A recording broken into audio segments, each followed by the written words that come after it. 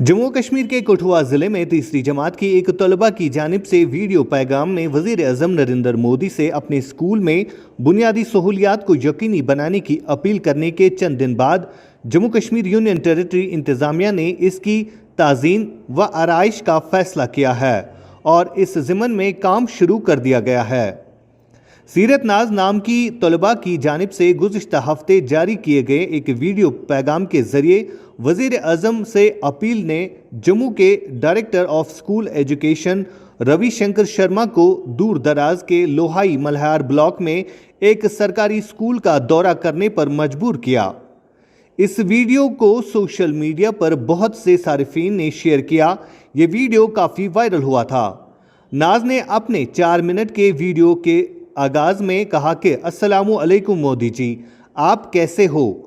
आप सब की बात सुनते हो, मेरी भी बात सुनो। अपने स्कूल की खस्ता हालत का जिक्र करते हुए नाज ने कहा कि तलबा गंदे फर्श पर बैठने पर मजबूर है। अक्सर इनकी स्कूल यूनिफॉर्म गंदी रहती है। वज़ीर आज़म से जज्बाती अपील करते हुए इस कमसिन तलबा ने कहा कि आप पूरे मुल्क की बात सुनते हैं, बराए करम मेरी भी बात सुने और हमारे लिए एक अच्छा स्कूल बनाए ताकि हम अपनी तालीम जारी रख सके और गंदे यूनिफॉर्म पर हमें अपनी वालिदा के गुस्से का सामना हर रोज़ करना पड़ता है। वीडियो का नोटिस लेते हुए जम्मू कश्मीर इंतज़ामिया फौरी तौर पर हरकत में आ गई और स्कूल को नई शक्ल देने के लिए तैयार हो गई। स्कूल को जदीद तर्ज पर अपग्रेड करने के लिए 51 लाख रुपए के प्रोजेक्ट को मंजूरी दी गई है, लेकिन कुछ इंतज़ामी मंजूरी की वजह से ये काम रुक गया था। अब इसका हल निकल आया है और काम शुरू किया गया है। अस्सलाम वालेकुम मोदी सर, कैसे हो आप? ठीक हो? मैं सीरत नाज हूँ और मैंने जो आपको वीडियो सेंड की थी ना, आपने हमारा स्कूल का काम शुरू करवा दिया और हमारा स्कूल भी नया बनवा रहे हो और आपको मैं थैंक यू कहना चाहूँगी। Thank you Modi sir. आपको मैं फिर बड़ा वाला थैंक यू कहूँगी जब हमारे डेस्क भी आ जाएंगे, बेंचेस भी आ जाएंगे, मुझे टाट पे नहीं बैठना पड़ेगा और हमारी बिल्डिंग भी कंप्लीट हो जाएगी। फिर आपको मैं बड़ा थैंक यू कहूँगी। Bye Modi sir, love you. बड़े दूर दराज के इलाकों में काम कर रहे हैं और इससे भी दूर दराज के और जो पिछड़े हुए इलाके हैं वहाँ पे हमारे स्कूल हैं और वहाँ चल भी रहे हैं अच्छे से। और यहाँ पे भी मैं आपको बताऊँ कि इस बिल्डिंग के अलावा जिसकी बात बच्ची ने की थी, इसके अलावा भी यहाँ लगभग 1 करोड़ के जो प्रोजेक्ट है इस स्कूल में ऑलरेडी सेंक्शनड है। तो वो काम थोड़े से रुके हुए थे पानी की भरने की वजह से या किसी वजह से, तो वो हमने शुरू करवा दिए हैं। उसमें आर्ट्स एंड क्राफ्ट्स का रूम है, वोकेशनल रूम है, हमारे आईसीटी लैब ऑलरेडी यहाँ चल रही है। तो जो यहाँ पे ये काम था, ये जो कॉन्ट्रैक्टर था उसकी वजह से रुक गया था क्योंकि उसको 91 लाख का काम अलॉट हुआ था। 104 लाख रुपए का काम करने के बाद भी ये बिल्डिंग जो है अधूरी रही। तो किसी कारणवश शायद जो एडमिनिस्ट्रेटिव अप्रूवल है वो उसने नहीं ली थी या जो कंसर्न हमारे आरएनबी वाले थे उन्होंने नहीं ली थी, तो उस के चक्कर में ये जो है ये काम रुक गया था।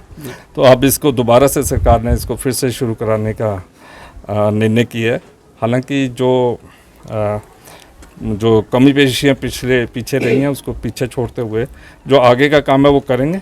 और बाकी जी आपको जम्मू संभाग में हर साल 1000 नए किंडरगार्टन शुरू कर रहे हैं, जिसमें हर डिस्ट्रिक्ट के हिस्से में लगभग 100 किंडरगार्टन आते हैं। पिछले साल भी जो कठुआ है यहाँ पे 100 किंडरगार्टन दिए थे, इस साल फिर से 100 किंडरगार्टन और बनेंगे।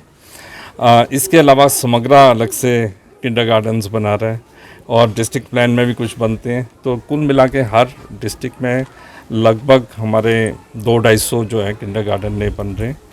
इसके मैं साथ में ये बताऊं कि हमारे लगभग जो प्राइमरी और मिडिल स्कूल हैं जहाँ पे प्राइमरी क्लासेस चल रही हैं, जहाँ पे हमने ये प्लान किया है, तो हर डिस्ट्रिक्ट में कम से कम 1000 जो है मिडिल और प्राइमरी स्कूल्स हैं।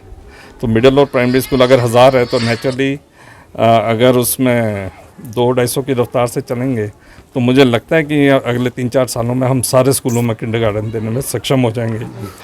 लेकिन इसके साथ साथ मैं ये भी बता दूं कि किंडरगार्टन जो क्लासेस हैं प्री प्राइमरी की, वो हमने हर जगह चला दी हैं बट जो ऑफिस जो किंडरगार्टन जिस तरह से हम बना के बच्चों को उधर खेल कूद का सामान देते हैं, प्ले में बाकी मटेरियल टॉयज़ वगैरह रखते हैं, वो लगभग 200-250 हमारे हर साल हर डिस्ट्रिक्ट में बन रहे हैं। जी।